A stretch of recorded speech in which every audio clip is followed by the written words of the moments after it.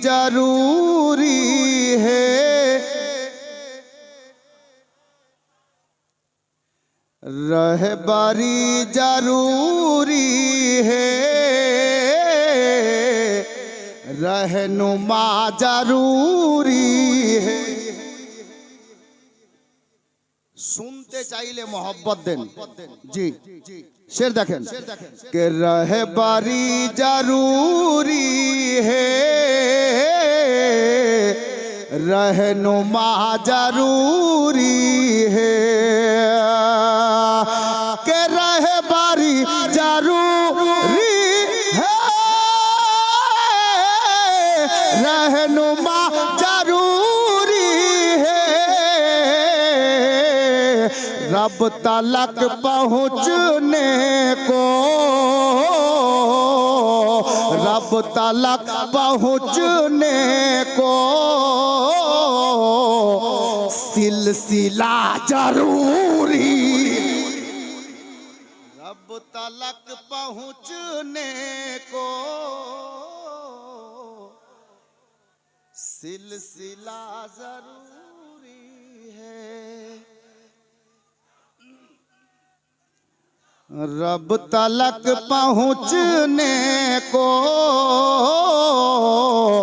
सिलसिला जरूरी है, रब तलक पहुँचने को सिलसिला जरूरी है। अब प्यार से बोलिए सुभान अल्लाह। कि घर पहुँचना है तुझको बारगाह मौला तक, प्यार से बोलिए।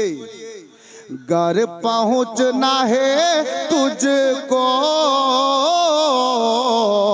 बारगाह मौला तक, के घर पहुँचना है तुझको बारगाह मौला तक। तो अरे गौस और ख्वाजा का, गौस और ख्वाजा का सिलसिला जरूरी है, गौस और ख्वाजा का सिलसिला जरूरी है। बस একটা শের আর খানকাহি শের। अब দেখছি আলেম ওলামাদের দোয়া পাচ্ছি কিনা। হুজুরের কদমে বসা দিয়ে শের দিচ্ছি, অনেক বড় শের, খানকাহি শের। মোহব্বতে বলুন সুবহানাল্লাহ। कि कब्र हो के या महशर, कब्र हो के या महशर, हर जगह वो काम आए। सुनिएगा कि कब्र हो के या महशर, हर जगह वो काम आए। कि कब्र हो के या महशर, हर जगह वो काम आए। के साथ इसलिए होना, साथ इसलिए होना पीर का जरूरी,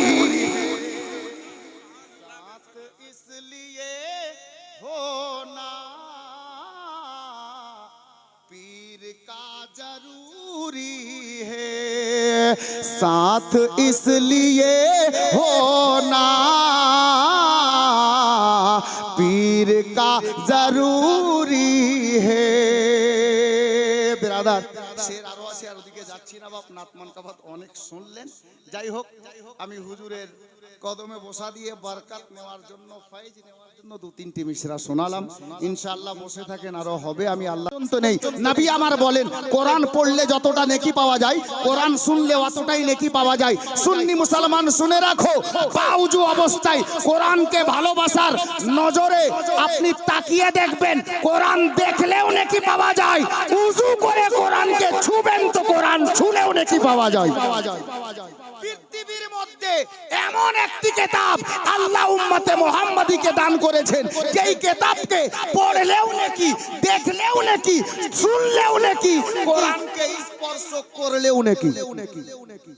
अब अपनी ছেলে के master, doctor, engineer, professor, pilot, দার্শনিক, সায়েন্টিস্ট, চিন্তাবিদ বানিয়েছেন, নিষেধ নেই, আপনি বানান। তবে আমার মনে হচ্ছে না যে সবাই ছেলেকে ইলমে দ্বীন শিক্ষা দেওয়ার চেষ্টা করেছেন। হযরতে গেরামি, আপনার ছেলেকে পড়িয়ে লিখিয়ে আপনি master, doctor, engineer, professor, pilot বানিয়েছেন, নেকি পেয়েছেন কিনা তা আমার জানা নেই, তা আমার জানা নেই। তবে তুলুন হাদিসে পাক, নবী পাক সাহিবে লাউলাক তাজদারে মদিনা সাল্লাল্লাহু তাআলা আলাইহি ওয়াসাল্লাম বলেন, যখন কোন বাড়ি থেকে কোন বাচ্চা 3 টাকা দামের বাগদাদি কায়দা সিনাই জড়িয়ে ধরে আপনার কি বলে গাংনি থেকে যখন কৃষ্ণপুর মাদ্রাসার দিকে অগ্রসর হয় ইলমে দ্বীন হাসিল করার জন্য, তো নবী আমার বলেন ওই তলোয়ার পায়ের নিচে ফেরেশতাদের সরদার জিবরিল আমিন নিজের ডানা বিছিয়ে দেন।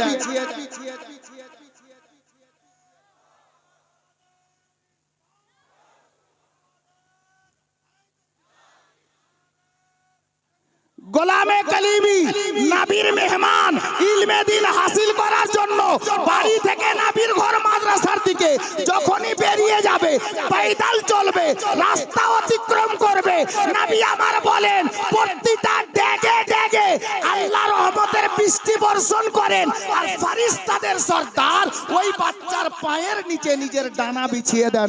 বলুন তো কোনদিন শুনেছেন কোন মাস্টার, ডাক্তার, কলেজে পড়নেওয়ালা কোন ছেলের পায়ের নিচে ফেরেশতা জিবরিল আমিন নিজের ডানা বিছিয়ে দেন?